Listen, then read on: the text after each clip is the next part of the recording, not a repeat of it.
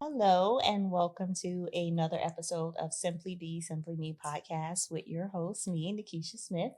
Thank you guys for tuning in. I know you guys can see I am sitting with a beautiful woman next to me. She is the special guest today, and I want her to introduce herself before we get into what this topic of the podcast we will be discussing. So, beautiful guest. Thank you, You're Nakeisha. My welcome. name is Crystal Willis. I am a marketing and manifestation coach. I'm certified transformational life coach, and I've also worked in entertainment marketing and public relations for about 20 years. I'm also a birth mother from rape at the age of 14, and public speaker, author.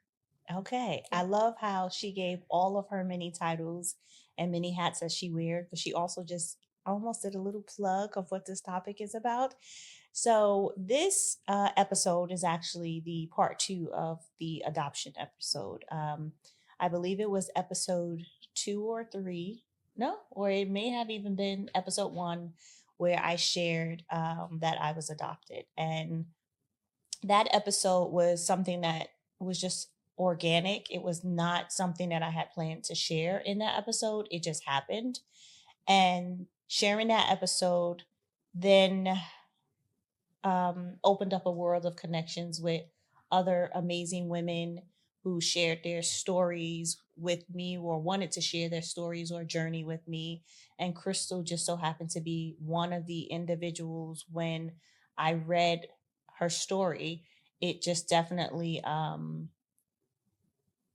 moved me, because there's so many layers of it that I don't think I could even maybe handle as well as she did, being in her shoes. I know I said I wanted to do an adoption episode where we spoke with someone who was a mom who gave their child up for adoption. And Crystal is one of those amazing, brave women that will be sharing her story with us today.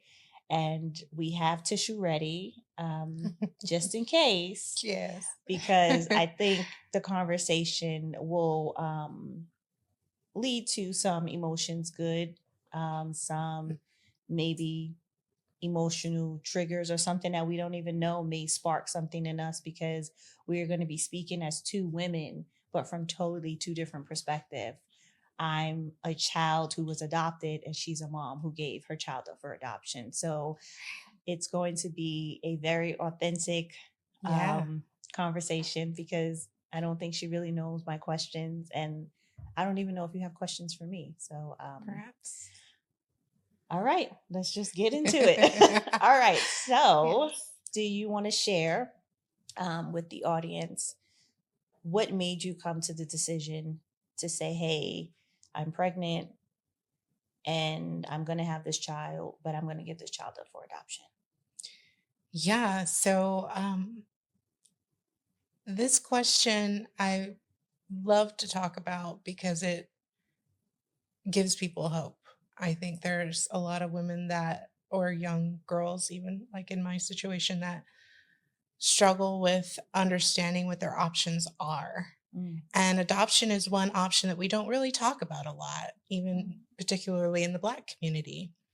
And so at the time, I was 14 years old and experienced a sexual assault on my campus, became pregnant. So it was a situation where I was in denial. And by the time I found out that I was pregnant, I was about 2 months along, maybe 2.5 months along. And so initially, I wanted to just hide it from my parents. I grew up in a strict home. I was afraid that, my dad finding out would mean bad news for me. And so my initial reaction was to schedule an appointment for an abortion. I couldn't go through with that appointment. I actually forged a note, went into the school counselor's office to get out of school for Mhm. some other excuse. And she could see there was some distress on my face and pressed me a little bit about what was going on. And ultimately, I confessed or confided to her what was going on. And she encouraged me to reach out to my mother and tell my mother, and simply said, don't you think your mother would want to support you and be there for you Mhm. with this situation? And so I said, yeah. And I just broke down crying. And so we called my mom. And that led to us eventually telling my father. And there was a lot of, it introduced a really difficult time for our family that I felt Excuse me. responsible for. The distress that my family was under, trying to understand how to deal with the situation and the shock of it all, uh, really was a lot of pressure for me. I felt responsible Mhm. for the fighting that was happening between my parents about what I should do, and I felt like my voice wasn't being heard. And so we'll get into more details later about that experience, I'm sure. But ultimately, I decided I was going to have go through with an abortion to appease my father. Mm. So that led to us getting my dad involved Mhm. and sharing with him what had happened and the fact that I was pregnant. We called the pastor in, just to help mediate, letting him, breaking the news to him. All right, And I have a question if you don't mind sure. me interrupting, because I feel like, and I don't want you to, um, you don't have to disclose details about the assault that took place, because this episode is not about that. And if you choose to share, that's on you. But I feel like, and I don't know if it's because it's you just sharing the story and wanting to get speed up to the adoption, which you don't have to. But I feel like we're just skipping past a 14-year-old being assaulted, getting pregnant, processing that alone by herself. Hmm. There's so many different layers of that Yeah. that I can't even imagine what you may have really been going through, not just from a like the physical piece of it because you were assaulted, but Hmm. now you really didn't even have time to process being assaulted and what happened because Right. now you're pregnant, Exactly. and now it's I need to tell my parents, or what am I going to do, or am I going to get an abortion before you even get to the adoption. So you have just gone through so many levels. Hmm. And when I think back to when I was 14 and just being a young girl on her cycle, and when you have your cycle you go through all these different emotions and hormones and not Hmm. really knowing your body and how to navigate. Yeah. So I can't imagine something as traumatic as that. How do you feel? Do you feel you ever really navigated through that space of what happened to you? Now I'm pregnant and now I need to tell my parents. Like, Yeah. or walk me through Yeah. what are all the different thoughts in your head before you even get to adoption? Right. Well, to answer your first question, yes. And part of my experience sharing my story in settings like this is healing for me. It's part of my healing Good. journey to tell my story. And so absolutely that was something traumatic that I wouldn't wish on any young woman. Uh, and that age, I didn't know what was happening to me when it was happening to me. I was a virgin. I'd only ever kissed a boy before. Um, the subject of BOY was not even allowed to be spoken of in our house. Mm-hmm. So going into my freshman year of high school, I didn't know what to expect. And for context, I'm a biracial girl who's grown up primarily around white students her whole life. And so I'm in a predominantly white high school, not feeling as cute or, Mm-hmm. you Or know, understood. attractive as the other girls.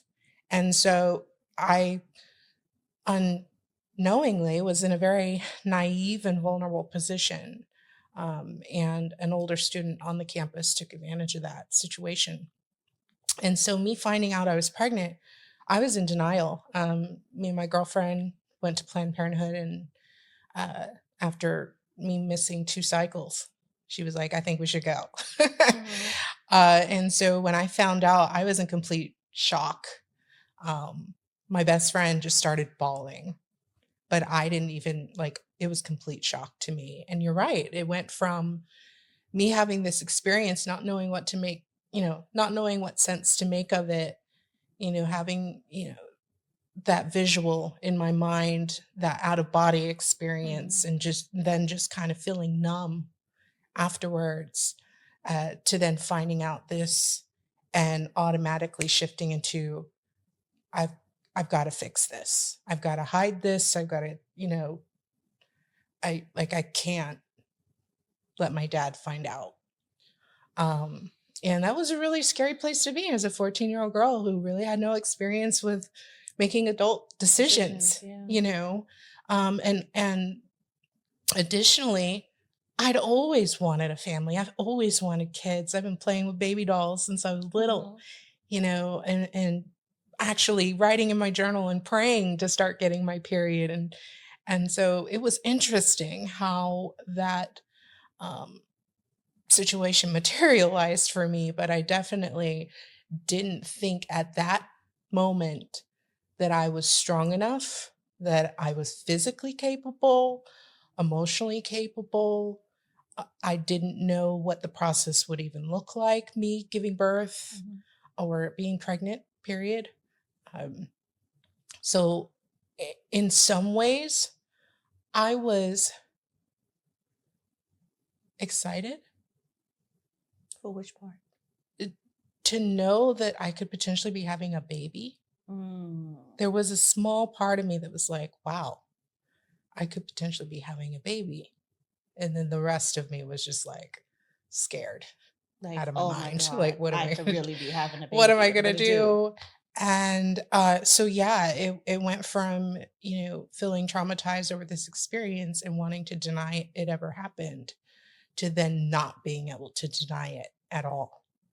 And and you're right, we can't skip over that part because it's so important. And a lot, like, I think 1 in 6 uh, women have been the victim of assault on some level throughout their life, or will be. And and so for me, that healing process has looked like a number of different ways over time. Mm-hmm. This was 25 years ago, and I've gone through a great deal of therapy. But even prior to that, there was about a 10-year period of my life where I didn't talk about it. I lived in silence, I lived in shame, and Was it the shame of what happened to you, or the shame of giving your child up for adoption, or possibly both? possibly both. Yeah, it was twofold. So there was the traumatic impact of going through a rape, Mm-hmm. which can manifest in a lot of different ways for different people, Mm-hmm. but primarily 2 different ways. Usually, women will either become, in a sense, sexually anorexic, meaning they shut themselves off to any physical touch or love, or Mm-hmm. they just push that away, or they become hypersexual, and or their coping mechanisms or depression manifests through toxic relationships and over sexualizing their life. And so in my experience, it was the latter. So I found myself in college, having a string of toxic relationships, and, just searching to fill that Void. void and that validation through the physical, through the sexual part. I want to go back to, when did you know for sure, okay, I'm going to have this baby, Mhm. but I'm not going to keep the baby. I'm going to give the baby up for adoption. I'm not going to raise the child. I'm Yeah. going to give it up for adoption. That was, bar none, the hardest decision I've ever made in my life. And it took me weeks, if not months, to make that decision. I'm grateful for, a gestation period to be Mm-hmm. able to figure out what my plan was. But even prior to that, I had to really put my foot down with my parents. Initially, putting my foot down looked like me saying to them, I'm going to keep my baby. Mm-hmm. For me, mentally, a lot of people are like, well, you were raped. Why wouldn't you just, Mm-hmm. you know? But for me, I didn't think that way. At that point, about 3 months in, I'd already, like, in some ways bonded with what I felt was this human being inside of Mm-hmm. me. And being a woman of faith, even at that age, I couldn't get myself to connect, the alternative. But I also didn't want to be the reason my family fell apart. So on the way to the appointment, the second appointment, I just felt, the spirit of God speak to me and tell me that I was strong enough and just to trust me, like trust Mm-hmm. me. I just kept hearing trust me. She's innocent. And I told my dad to stop the car.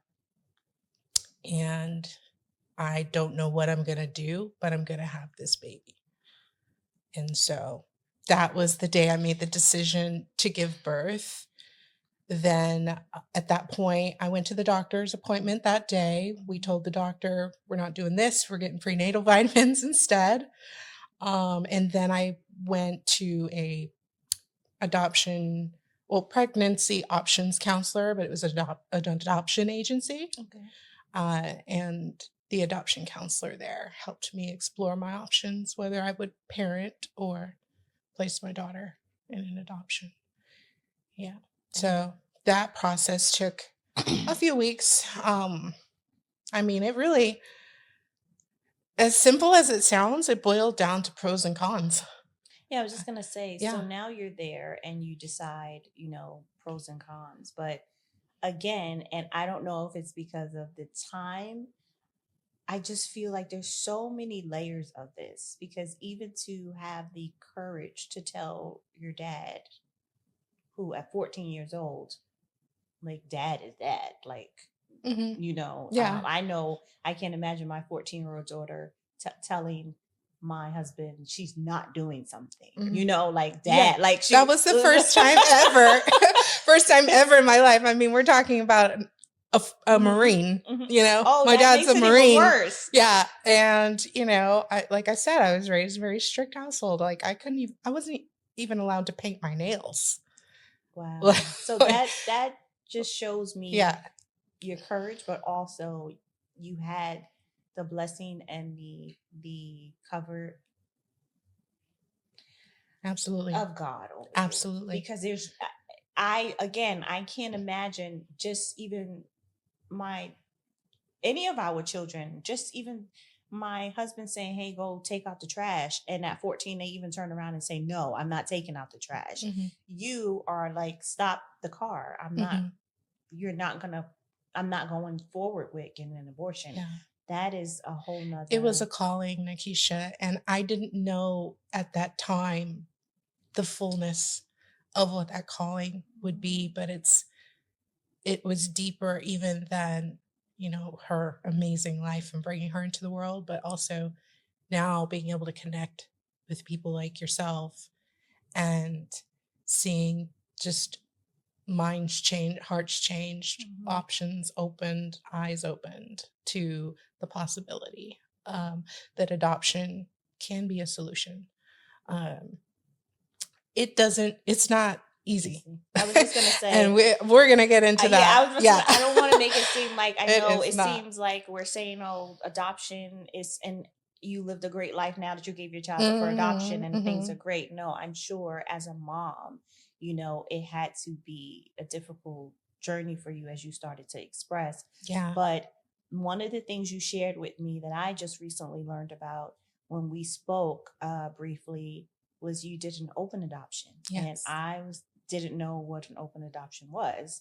I still, being naive, I know what happens when a male and a female have intercourse. But for some strange reason, I never connected the dots of how many women could possibly have been raped and then conceived a child. Yeah, there's some So, statistics like when around you that, said yeah. it to me, I couldn't like.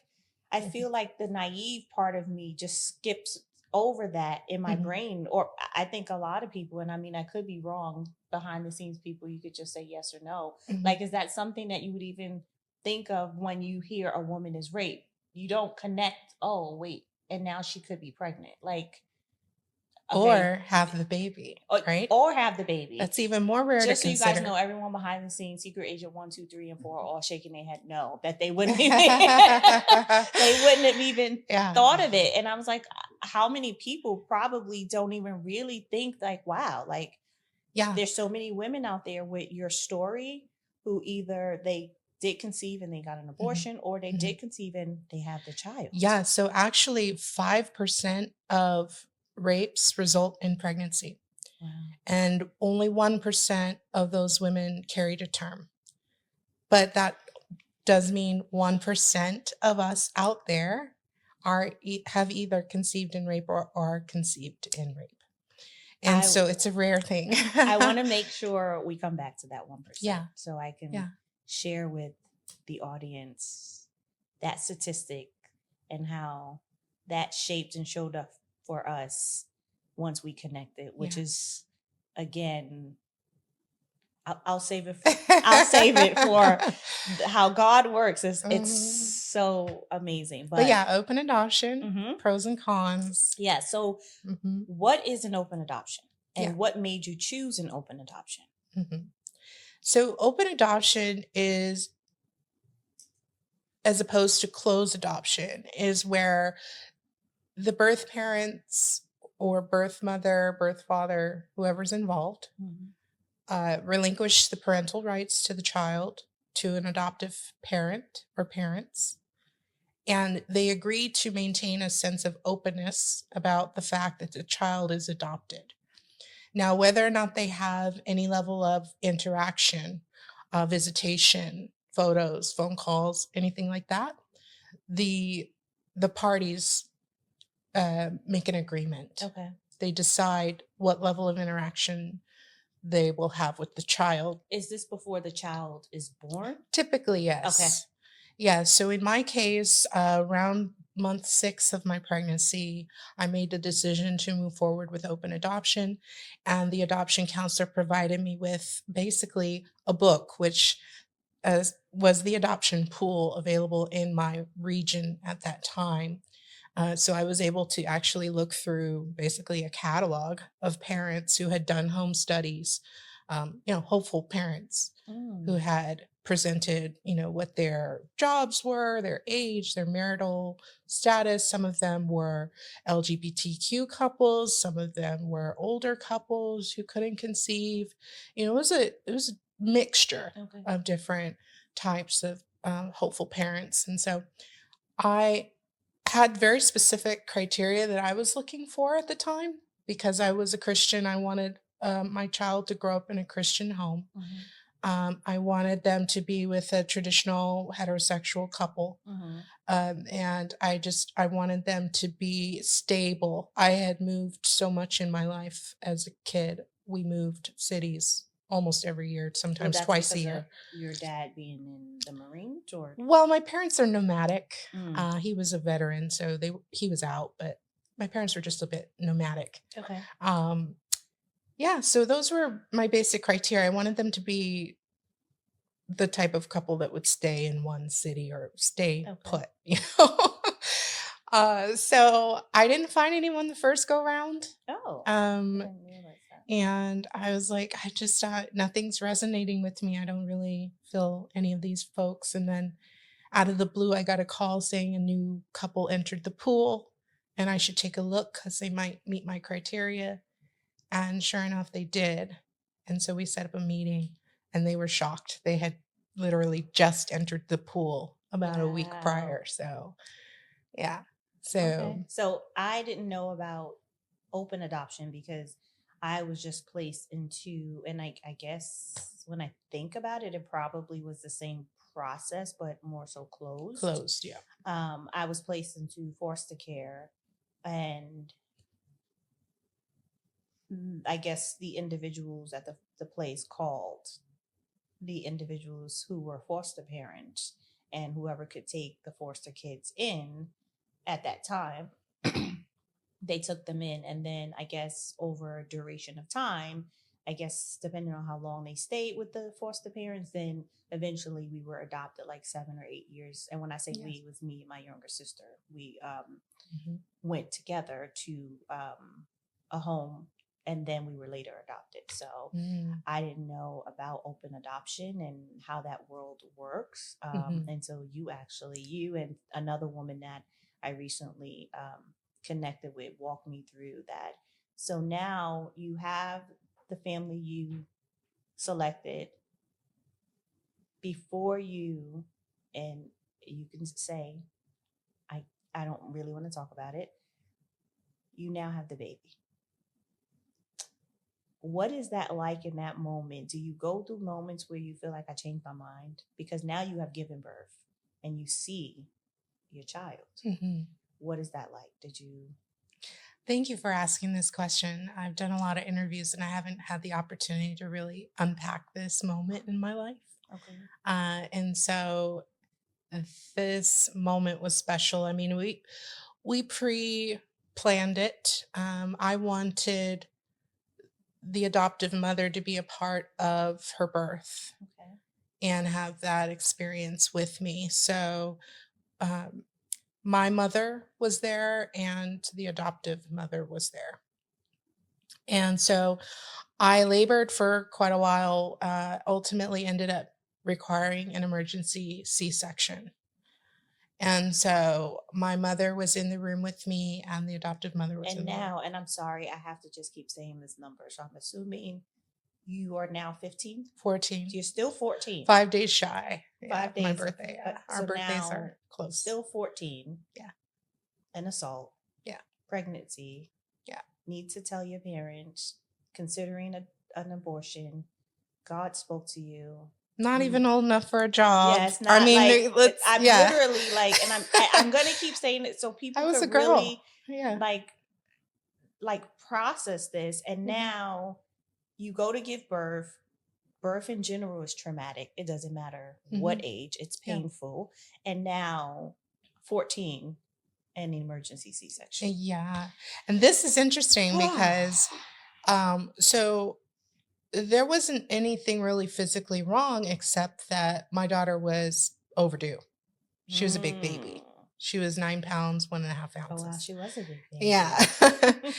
And so my pelvis is tilted, and they said that it just wasn't working out. They were Mhm. trying everything. I pushed for 2 hours and nothing was happening. So it was time, to get her out. So my dad had refused to come to the hospital. He did not want to be there. He made that very, very clear. It was just a lot for him. He emotionally didn't know how to cope with what was happening to me. And but when we found out I had to have the emergency C-section, my mom called him like, "Get your butt down here." And he I came. bet you he came. Yeah, he came, Of and course and he it was would. just beautiful. So that moment after I had my daughter was really special. Um, in fact, it's so crazy, Nakeisha. So the pediatrician who was there to take care of her as soon as she was born was actually one of my church members, like one of the dads at the church who had prayed over me. He just happened to be the Oh pediatrician in the operating wow. room. He came over to me and put his head on my forehead, and I'm shaking, with the drugs and everything, and Mhm. looking up. I was like, "Oh my God," I can't even remember his last name, but Did that make you feel a sense it of did. calm It and was just like it's like like, again God is okay, showing you, yeah, trust me, I got you. You're gonna be yes, okay, even though it's a lot you're going through right now. I'm yes, still here with you.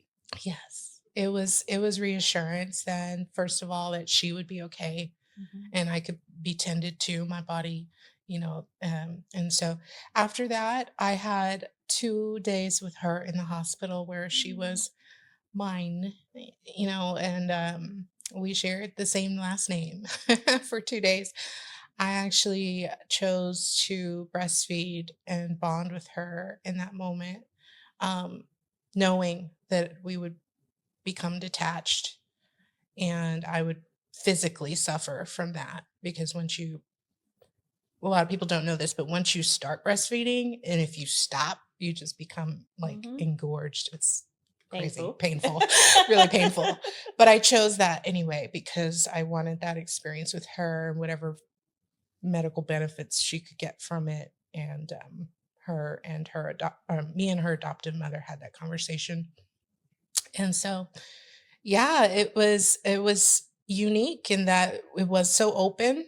We had the relationship already established. I'd spent the nights at their house. We picked out her name together weeks before, and then had a ceremony there in the room with the pastor and prayed and blessed her. And I basically handed her over. We took lots of pictures, and that was it. I went home. Did you feel at peace when you handed her over? I knew, yes, I knew that I was giving her the best chance possible at a good life, a life that I couldn't afford to give her or didn't know how to give her at that time. And also, I was able to, it gave me hope that I could pursue my dreams. I was very ambitious.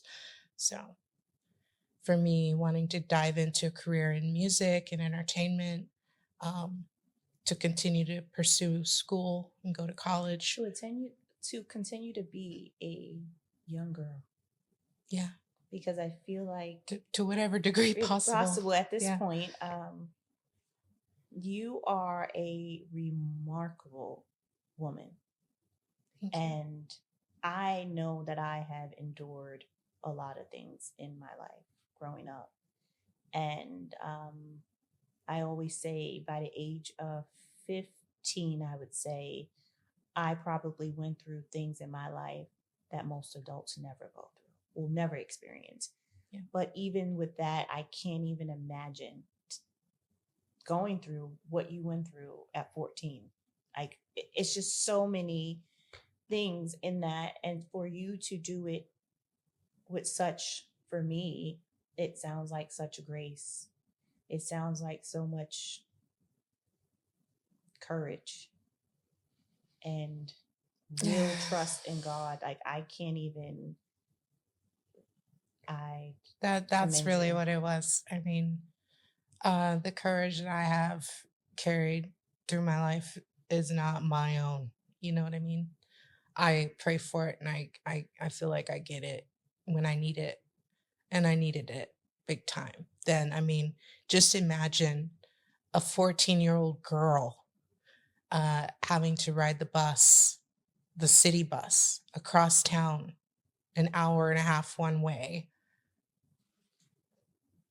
7 months pregnant, and everybody's staring at her like, this is so sad, like looks of disgust. Because, I mean, you see a pregnant young girl and you think to yourself automatically, look at her just sleeping around, this young girl, at least in my mind, that's what I was, Society, yeah. yes, And they will so do things like that. I just felt judged. Mhm. And I had to go through that experience. It really gave me thicker skin. I didn't even understand it at the time, but yeah. So you actually just said something that connects to my episode that we did in reference to mental health, depression, anxiety, and also we discussed people being judgmental Mhm. or assuming things. Mhm. And even that statement you made of the judgment of people looking at you thinking you slept around and not knowing your real story of being assaulted and how you ended up here,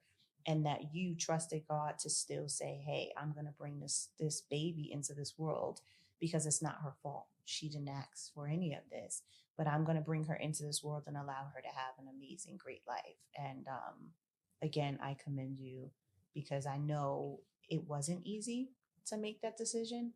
Um, I want to walk through, now you made the decision. Now Mhm. you are moving forward in your life, in your career, and doing all of these things, graduating high school, college, all of these things. What was that like, and how did it show? How did she still show up for you in your life from a space where it's now an open adoption. So how often would you see Mhm. her?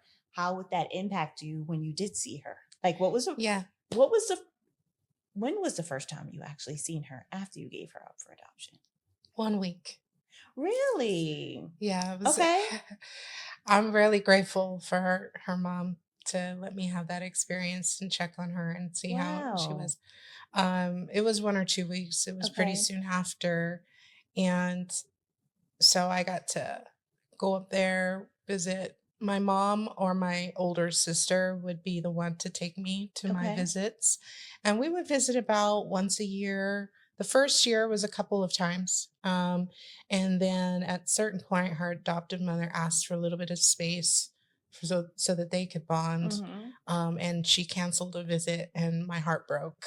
But it was a moment that I feel like I needed in order to also process what was really happening, which was me relinquishing my Mm-hmm. parental rights. Mm-hmm. And I just went through a really tough time where I was grieving, and repressing that grief also because 2 weeks postpartum, I went back to school Wow.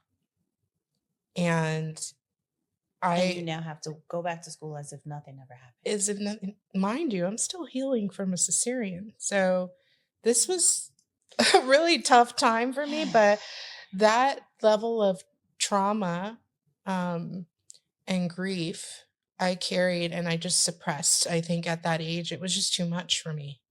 And um, the, I want to say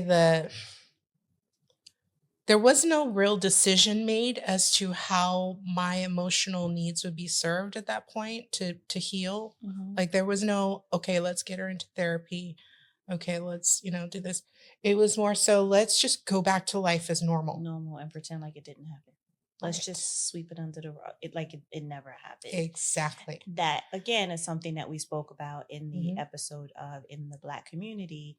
Like we just don't address anything that Hmm. could end up showing up as depression, anxiety, or some type Yeah. of mental health that I'm sure at some point you went through, Hmm. because it's all of the things you went through in 1 year was traumatic, and Yeah. you went through multiple traumatic experiences Hmm. in a 12-month period, and then it Yes. continued on afterwards. Yes. When was the first time that you really knew I'm battling or dealing with some Hmm. depression or something Hmm. pertaining to what happened to you? I love this question. I want to say I started to realize there was something off for me mentally, emotionally, when I couldn't seem to get out of these cycles I was in, whether it was with friends or dating or whatever, or sex, like feeling as though I needed to have somebody validate me. Mm.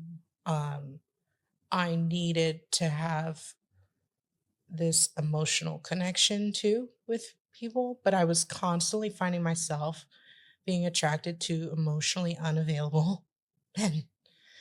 And it was a pattern. And at some point, I recognized that it was a pattern Okay. for me, but I didn't understand then why or how to fix it. And then the depression started to manifest itself during my college years. I was in a committed relationship that was a bit codependent, toxic, but also a lot of my feelings, my repressed grief started to surface. And what it looked like was me um, ideating about suicide or self harm. And I Mm. started to think, not so good thoughts while I was in the bathtub, um, to the point where I actually started to inflict some harm on myself. And I went to my boyfriend at the time. And of course, he didn't know what to do. He's just like, oh my God, what should I do? Mm-hmm. I was just like, call my dad, call my mom. I don't know, just call them. So Mm-hmm. they came and got me, and I stayed with them for a summer. And at the time, I was just so thinking about how to get back to my boyfriend, that codependent attachment. Um, but what I really needed then was therapy. Mm-hmm. And so I ended up moving to Los Angeles, fast forward to pursue my career. So I dropped out of school and went to Los Angeles and started overworking myself.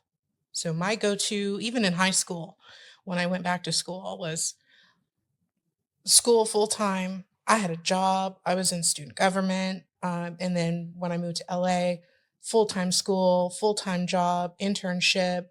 I just buried myself in work. So you wouldn't have to deal and process whatever emotions Mhm. you were feeling, whether it was mentally, emotionally, or even spiritually. Yeah. And somehow prove the statistics wrong. Like it's been a thing for me my whole life to want to prove, just make something of myself Mm. so that I, wouldn't just be, a pregnant teen. Mhm.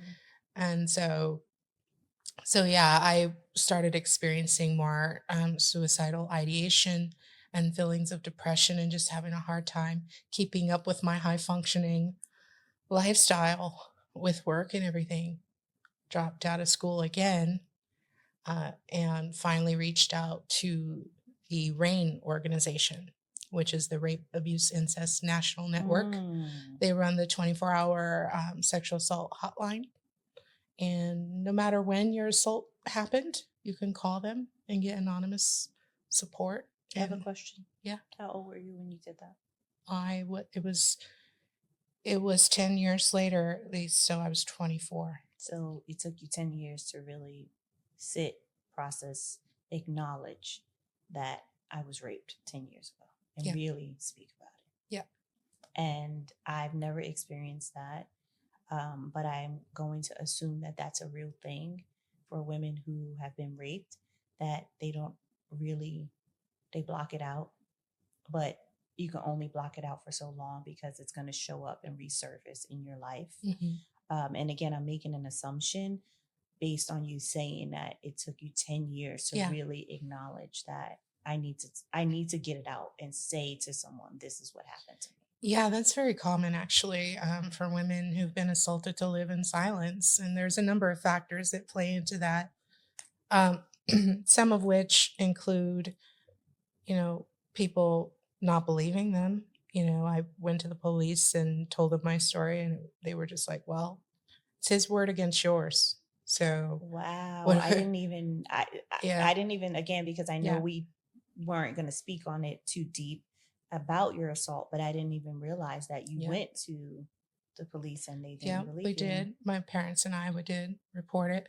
And then also just not knowing how to process it and wanting to move on with your life.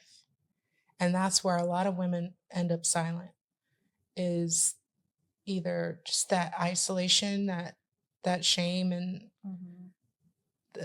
it's, in my opinion, the enemy's way of keeping us powerless and keeping Mm-hmm. us silent. Yeah. Those experiences, they strip you of your power within an instant.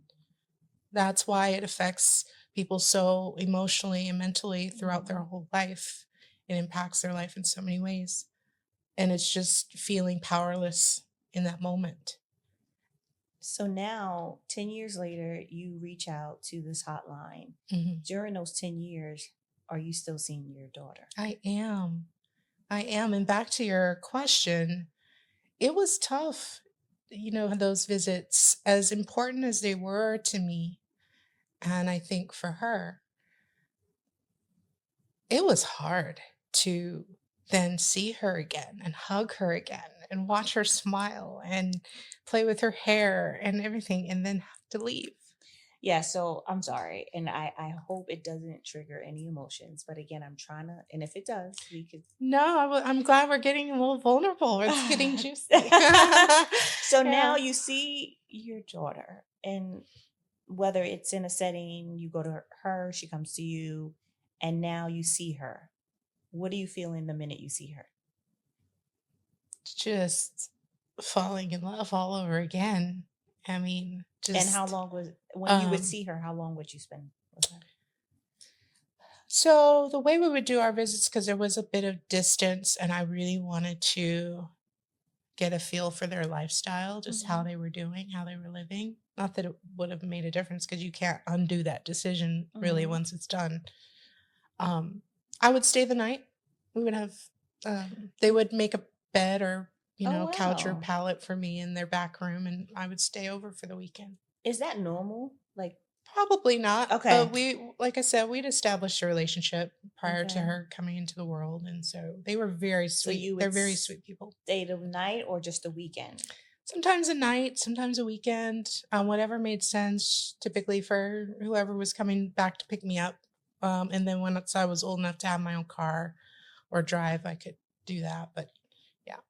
What was okay? And then Um, as an adult, I would fly in or around the age of 9, her parents allowed me to do the accompanied or, the flight attendant thing where they take care of the kid and they put them on mm. the plane.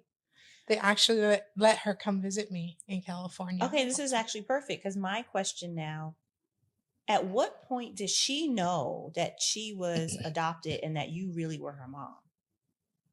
Since she was born. So her mother was really into scrapbooking, Okay. and she would make these scrapbooks for Kira, my daughter. Mhm. And, you I know, love how you keep saying your daughter, but you also say her mother. yeah, As yeah, yeah. it's yeah. That's that is a It's beautiful. I mean, it's there's beautiful, but they're also still like, oh man, like oh man, my heart flutters sometimes when oh she'll call me mama out the blue and I'm not expecting it. Like usually she'll call me Crystal a lot, but every so often she'll call me mama, and it just makes my heart see, flutter. you're gonna end up making this need you're gonna end up making this be a part 2 and 3 because you just said she calls you Crystal a lot. Hmm. And occasionally she calls you mama. Hmm. And being a child who was adopted and knowing your birth mother, I didn't meet my birth mother until I was 20. Wow. I can't call her mom. Like Hmm. like the word mom can't come out of my mouth. And it's nothing negative against her. I just can't do it. So I always call her by her first name, Hmm. if that. Hmm. It's almost as if sometimes I go into conversation and I may not call her by her name at all. Yeah. And she's even saved in my phone as her first name, Yeah. which is a whole nother, I think, I episode. wonder how I'm saved in my daughter's phone. I'm sorry. Now now you're gonna okay, well ask her. I might ask her. well well if you are saved as Crystal, would that bother you? Nah. No. Nah, I mean, whatever she's comfortable with. I'm just grateful I get to have a relationship with her and talk Yes. to her and tell her I love her. That was my one.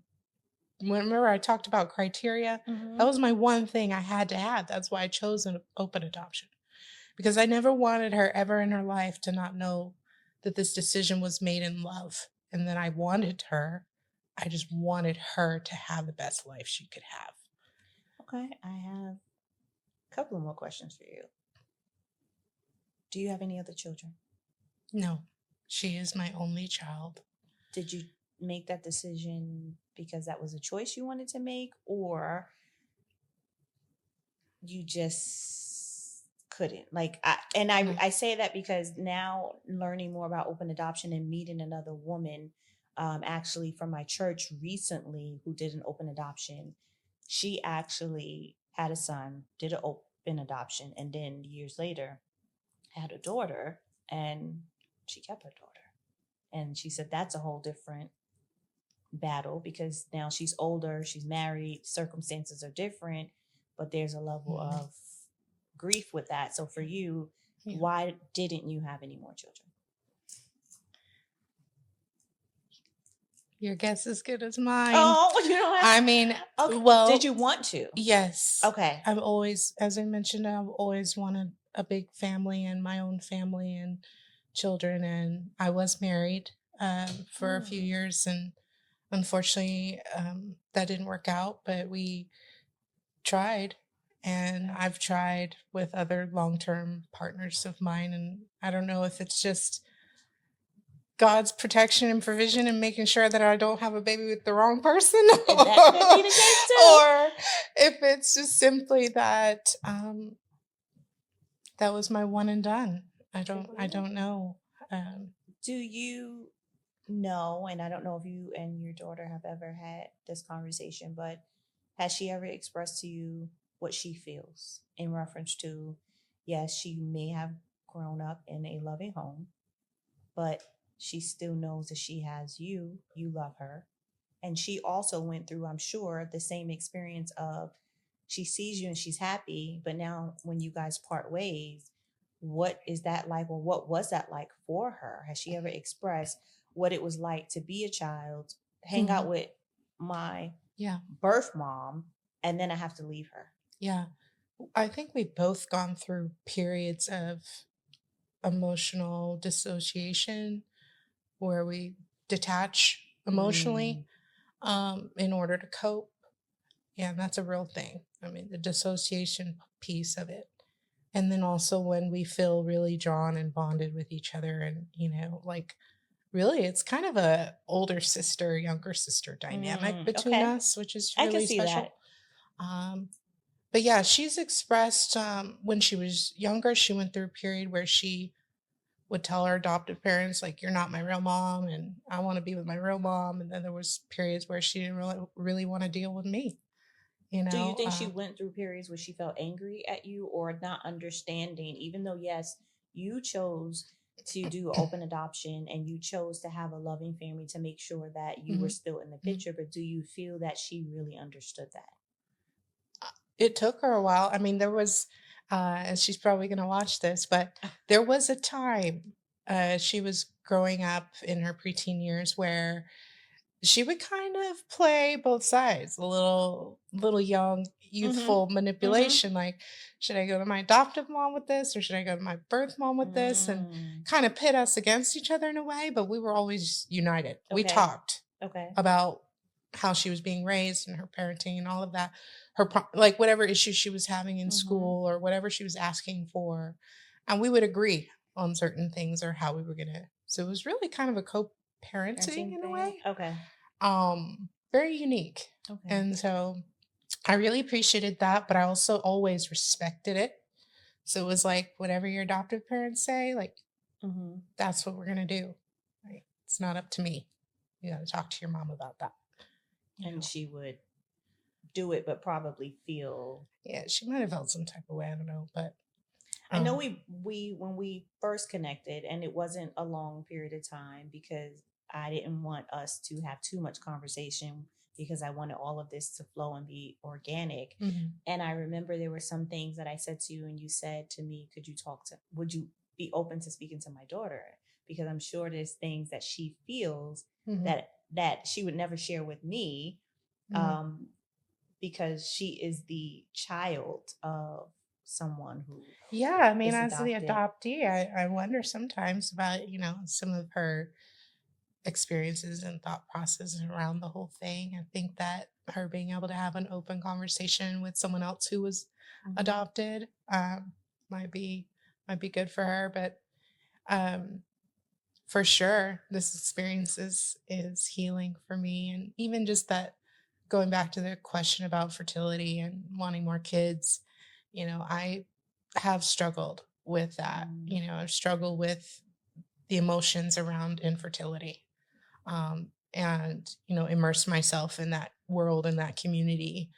And so I have so much more appreciation now for adoption, foster care, for this um, institution, if you will, that provides for the safety and well-being of kids and gives parents the opportunity to have the family they always dreamed of, to the point where I thought, you know what, maybe my story ends in adoption again, that I might That would be adopt one interesting and day. actually really good. Yeah.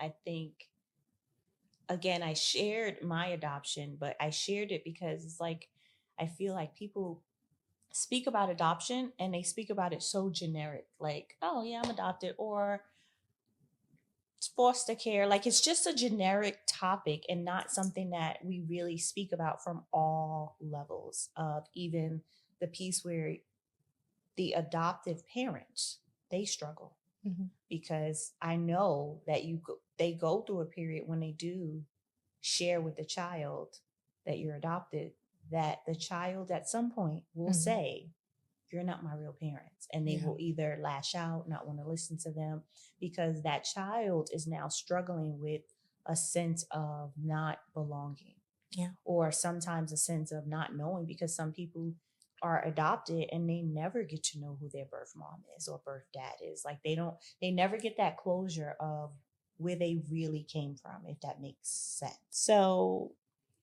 it was just me still trying to process that that's my mom, and also trying to meet her where she is, because even now, like she calls me and it's you when she speaks to me, she's so happy to speak to me. Mhm.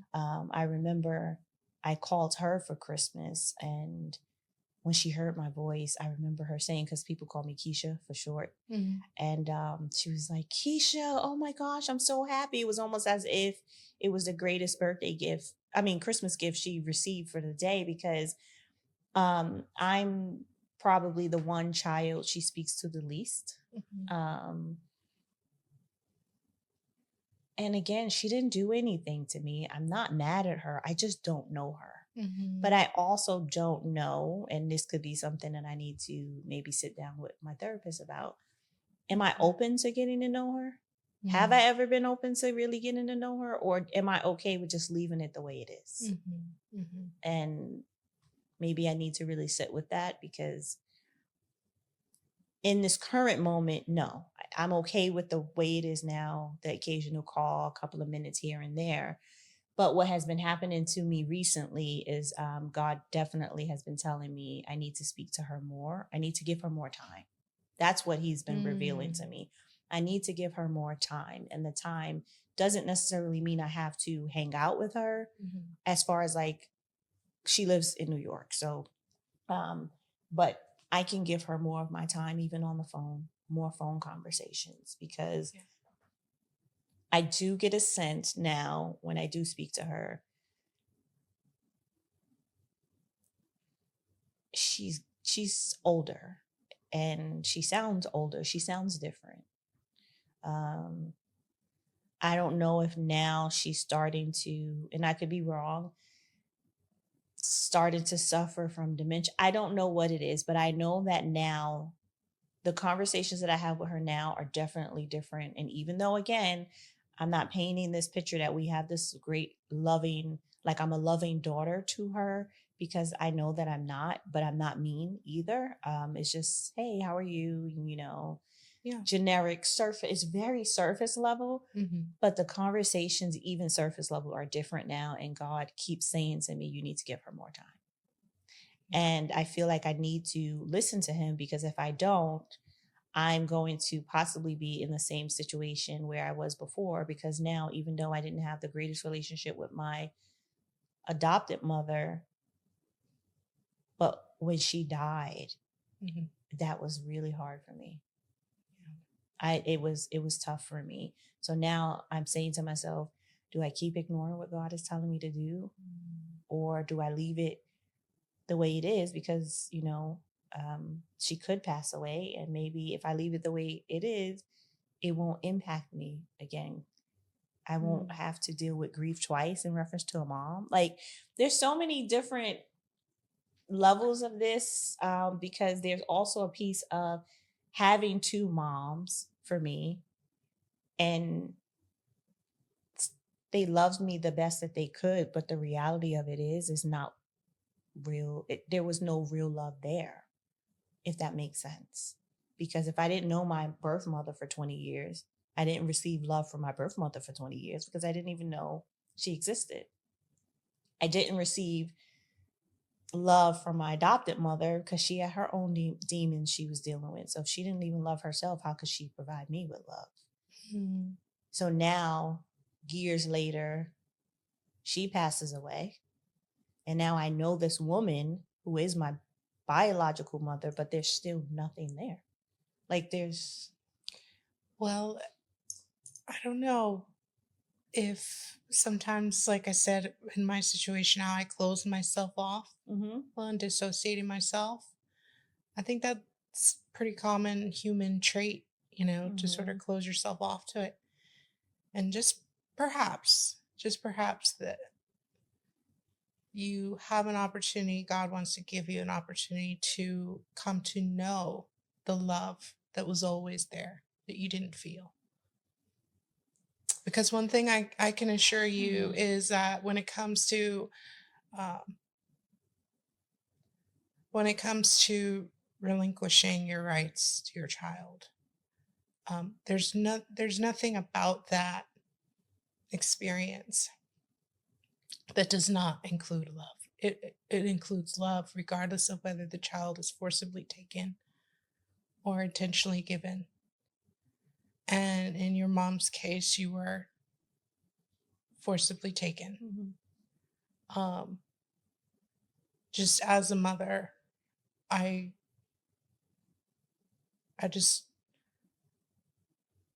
I can't imagine what that experience, what level of pain and wound she's carried throughout her life. Oh, I'm You know what I sure. mean? I'm But sure. also for you, not feeling the love really, and not knowing, like, first of all, you didn't even know she existed. Yeah, that's the thing. Like, and then now that you know, like, it just brings up all these questions, like, well, wait a minute, what was going on, and why couldn't she take care of me, and what really happened, what really happened. yeah. And now though, I struggle with I had this conversation with the woman that I told you about, that I'm going to be connecting you with, who did the open adoption as well. Mhm. I never told my husband even until recently. Only God and I knew about this conversation because I would only speak to God about it. I always wanted to meet a woman who gave their child up for adoption because I had so many questions for that woman. Mhm. And I met this woman, um, again, just God aligning me with people at a conference that I went to, Okay. and meeting another woman who just try to make it really a quick story. That woman, I'm at the conference, I'm sitting in the church. Usually I sit in the middle seat because I'm an introvert and all the seats around me are empty. So if I sit in the middle seat, this is my thought process. If I sit in the middle seat, no one is going to sit to the left or the right of me, because most people don't want to go in the middle seat. They usually like to sit right at the end. For some strange reason, this day I didn't go to the middle seat. I went to the third seat. And again, that's not like me. And then this woman comes in all bubbly, excited. There's, when I say so many empty seats, and when she watches this, if she watches this, she's gonna laugh. There's so many empty seats in this place, and she chooses to sit next to me. And I am saying to myself, why, God, why did she choose to sit next to, like, I'm not making this up. There's hundreds of empty seats and she chooses to sit next to me. And I'm like, why, God? Like, why? So now, okay, be nice, be pleasant. I'm always nice and pleasant, but when you're an introvert, it's something that you have to speak to yourself in your head to put yourself in a space to come across sociable. Mhm. And she's like, hi, all bubbly. And I'm like, hi. And we sit, we listen to the conference, blah, blah, blah. And then out of nowhere, she said, no, they wanted to know if someone had a question. And I raised my hand. And that's not like me either, to raise my hand in a setting where I don't know people. They came over with the mic. I asked the question. But before I asked the question, the same bubbly woman taps my leg and says, make sure you project your voice. I'm like, what? Like, again, I'm a soft spoken person by nature. So she doesn't even know this about me. So now I present my question. She goes, great question. And in my mind, I'm like, why is this bubbly woman next to me? I just just want to be in the conference, take my notes, do what I need to do. And now the session is over and it's lunchtime or dinner time because it was like a weekend thing, but it was 12-hour day. And she says to me, do you want to go to have dinner with us? And in my mind, I'm speaking to myself really quick. Make sure your face looks nice. Hi, sure. I'm in the mood for, and I just said like fish. Mhm. And she was like, oh, well, we were gonna go to Chick-fil-A. And I said, well, I don't eat Chick-fil-A, so no problem. You guys go. I'll see you guys later. If we in passing. She says, hold on. She just has her phone.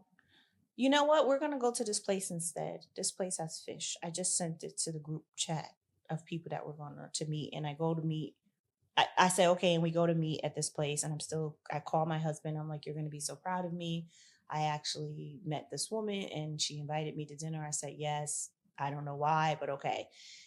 I'm the last person to walk into the restaurant. I'm thinking it's just her and the other woman who was sitting next to her. No, there is literally 9 women at this table. Mm. So now I'm hyperventilating again secretly, but no one knows. And now I meet all these women, and then that's fine. We go back the next day because it's a 3-day event. She texts me in the morning, hey, we're sitting in this section. So when you get in, let me know and come sit with us. She then says, hey, do you want, only to me, do you want to go and have lunch with me? And I don't know what she called her, but she didn't say her name. She called her something else. And I was like, okay, sure. Because now I'm saying to myself, well, you've been hanging out this full weekend. Wrap it up, being nice, even though you want to go home. And she didn't tell all the other women around us that we were going to this place, and I couldn't understand why. Like, why wouldn't she tell them? We all went together to this restaurant before. So now we go to this restaurant. I meet her and the woman she asked me if I wanted to meet. And the woman is sitting across from me. The woman, I want to say her, no, I'm not going to say her name.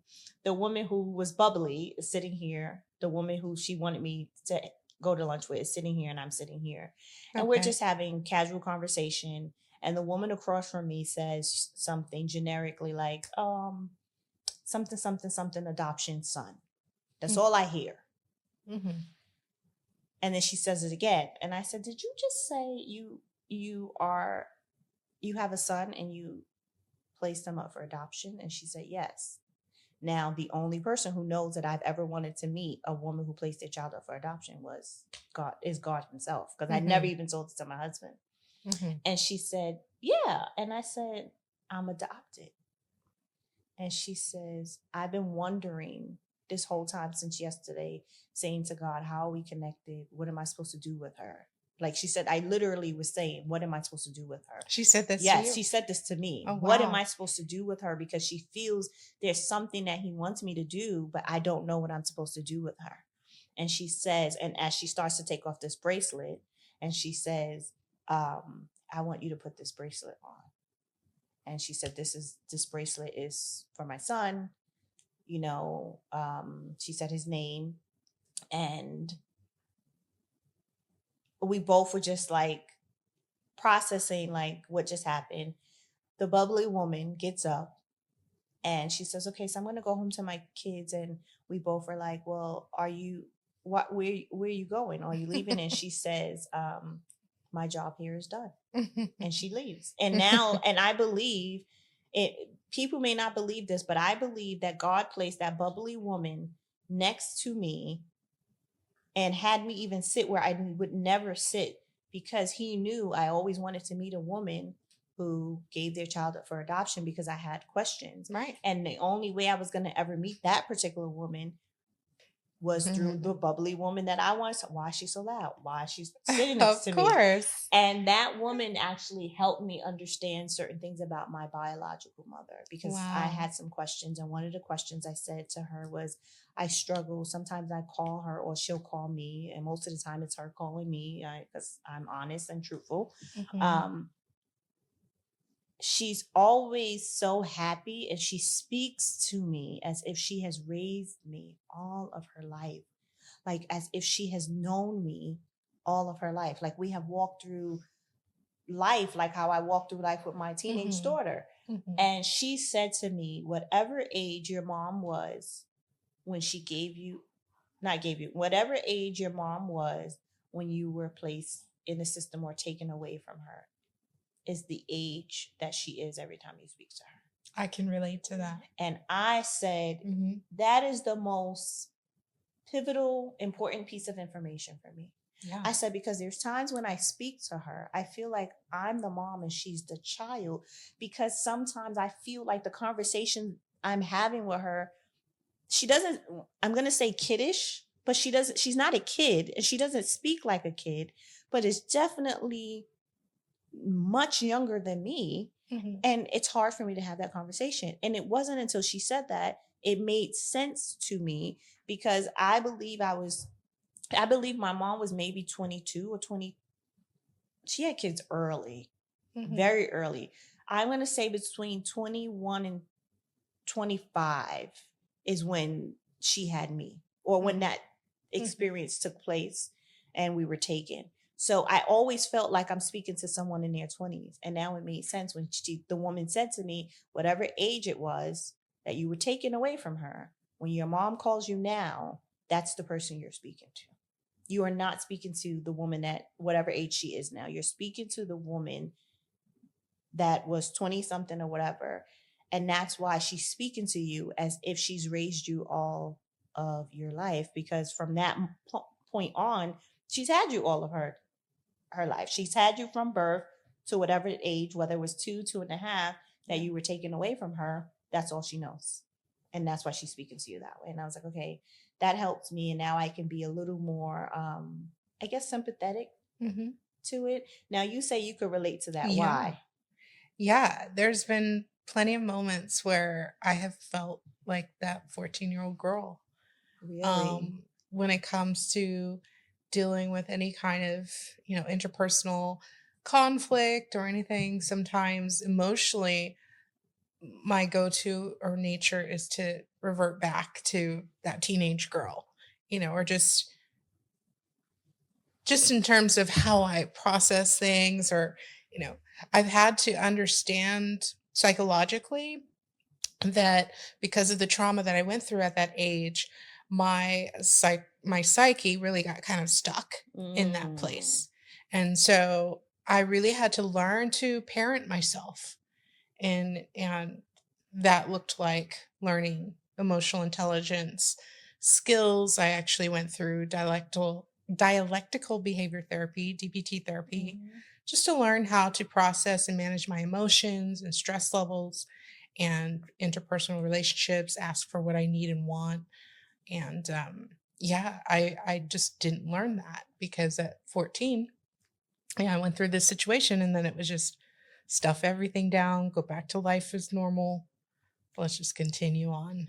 But with my daughter, the dynamic has always been, like I said, that kind of older sister, younger sister dynamic. And I've noticed now, as our relationship together matures and we talk about different things, yes, we still have that very candid rapport, both just as Black women, mixed race women, and also just younger, more, I guess, culturally affluent, right? We can have those kind of talks that she can't have with her adoptive mom. And so I'm just curious, what race is her adopted mom? They're Caucasian, they're white. Yeah. So she gets to know, her Black side of the family through me. She's gotten to know her biological family and hang with them, swim with them. I would love to speak to her one day, because I'm sure we would be able to enlighten each other on certain things. She's a doll. She is sure a firecracker. I'm actually a grandma now. Are you really? Yes. Congratulations. Yes. So I have a 7-year-old grandbaby. Forgive me if I've gotten the year wrong. It's time flies. She just keeps growing and growing. Some days I need to calculate it, because I can't keep up with the dates. Because she's like going on 13, the way she talks, and just her level of intelligence and vibrance. She's a very vibrant young lady. So little Miss Lola. I love that. Yeah. I also love that I feel that even though you may have gone through trauma um, and pain that no one can ever understand unless they have actually been through it.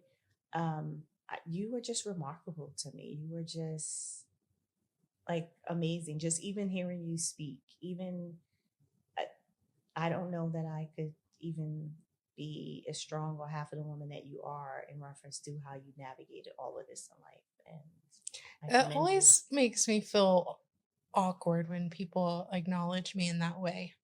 That's something I want to work on. I could relate to that. I think it's about that I didn't really have a choice. Like I don't feel like I can take credit for something that I didn't like, I had to be strong, you know.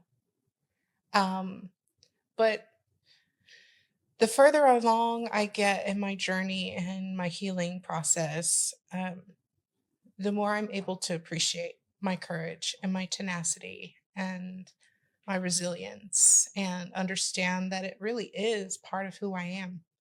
It Mhm. really is who I was designed to be. And there was a counselor at one point who was helping me work through some of the stuff around getting pregnant, my daughter. And she said to me, "Did it ever occur to you that maybe God thought that you were the one who was strong enough to do this? Mhm. That you were strong enough to bring this Mhm. precious child into the world?" Mhm. And give other women hope who may be going through the same thing. It blew my mind. I was like, Because I don't know, I guess. the Yeah. fact that you did the open adoption after all of the trauma you went through, Yeah. you still managed to see your baby grow up, even though it may not have been in the ideal mom daughter relationship, you still were able to see her grow up Mhm. and she still was able to get to know you versus if you flip it on the other side. I had 20 years of not even knowing this woman who's my biological mother even existed. Yeah. And your daughter still, she loves you. Like there's no Mhm. doubt that she doesn't love you. And there's no doubt that I believe there's elements of her that also will probably look at you and say you're strong because Yeah. you went through a lot. What this experience has taught me through getting to know my daughter more, and that I would hope for you to, is that it really is more nature than nurture, to be honest. And there are so many things that I feel like my daughter emulates in me. Mm. Like, where did you learn that? Because I didn't raise you, but she's so much like me. And then my granddaughter's so much like me. There's a lot of it that's genetic and that's nature versus nurture. And it's just interesting to unpack that and observe it in how I've come to know the story of my mother now that she's passed 2 years ago. I've learned so much more about her and just watching her transition from cancer and go Mm. through that end stage.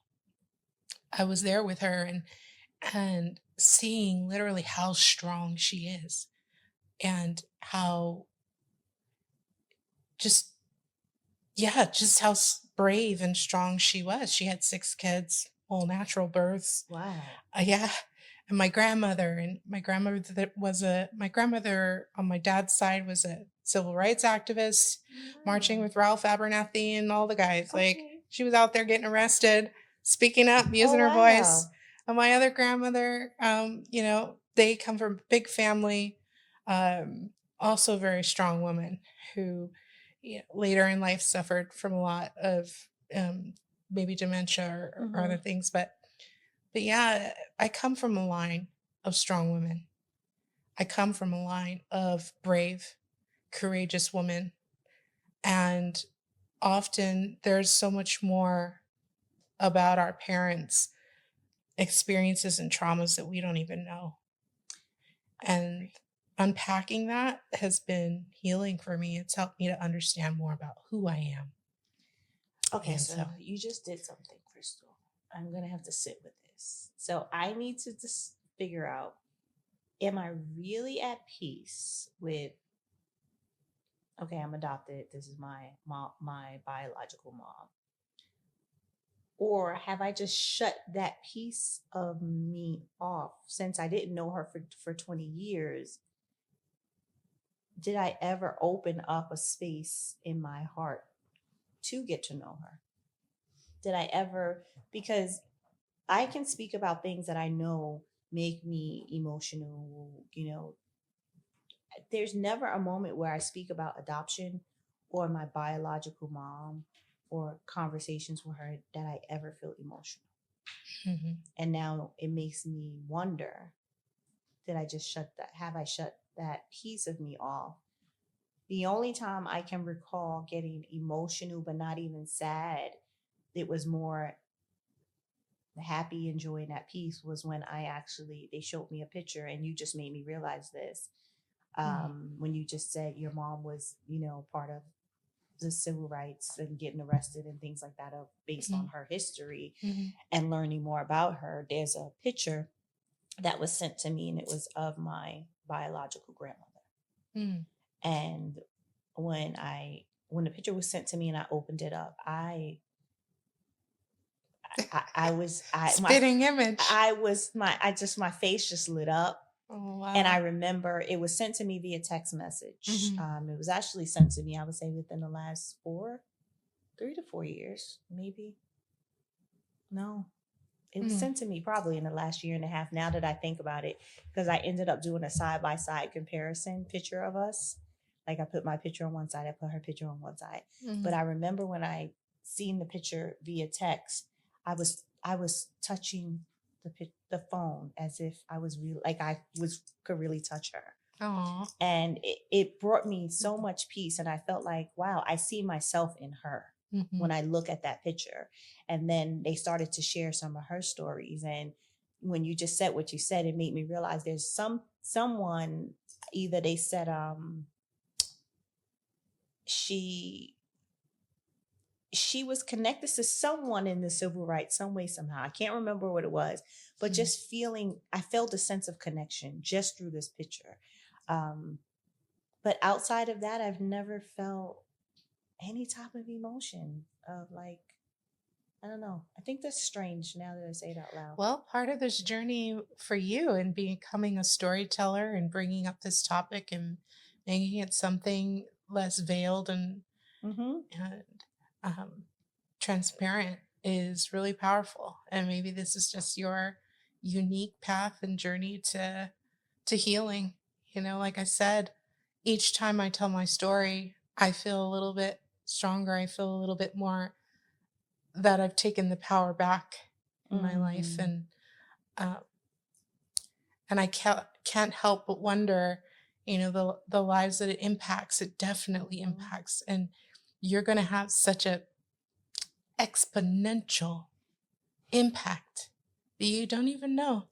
I've shared my story on other platforms and then just, went on with life, gone back to see those videos years later. I'm telling you, hundreds of comments, every single one wishing me blessings, talking about, Mm-hmm. how strong I am, acknowledging that for a woman like me who's been through so much is really powerful, Do you you know? feel that you now are at peace, or are you still on your journey to finding peace? Yeah, I do.